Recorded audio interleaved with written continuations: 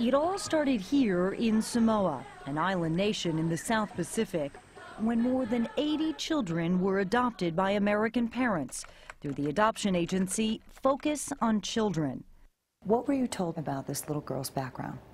That her parents could not put food on the table to feed her, and they wanted her to be able to have a meal and be able to have a better life. Was she technically an orphan? That's what we were told. The cost seemed reasonable, about $13,000.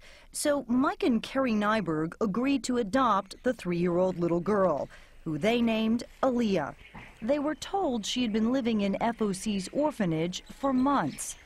It wasn't until they brought her home to Utah, Aaliyah, and she began to settle in and learn English, say hi, Daddy, that they began to suspect something was wrong with her adoption. She started talking about how she would sleep on the floor, and she started naming her parents and her siblings. she's hurting and she's missing her family. The Nybergs decided to find out what the intentions of her birth parents really were. We wanted to find out the truth. But the truth would have heart-wrenching consequences, and not just for the Nybergs, but for dozens of American families. Initially, there was a lot of shock. They were afraid that their family was going to fall apart. Look what I did. 57 American families, like the Minslers in Texas and Patty Sawyer in Wisconsin, discovered that their adoptions may be fraudulent.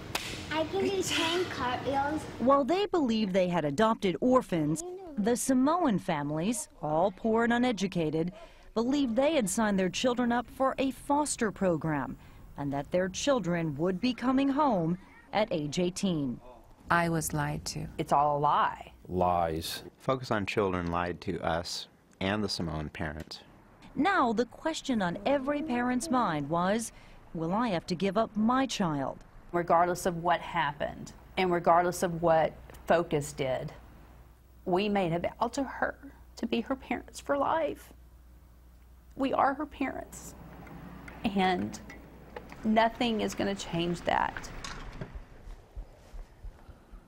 Much to the dismay of many of the parents, the owners of and the 5 employees of Focus on Children managed to plead down over 100 felony charges to just a handful of misdemeanors. But perhaps even more troubling, the criminal case never addressed the legality of the adoptions. We talked to 3 American families in Saturday night's 48 Hours about what that means for them. Katie? All right, Maureen, such is that story. Thanks very much. And as Maureen said, the story continues on 48 Hours tomorrow night at 10, 9 Central, right here on CBS.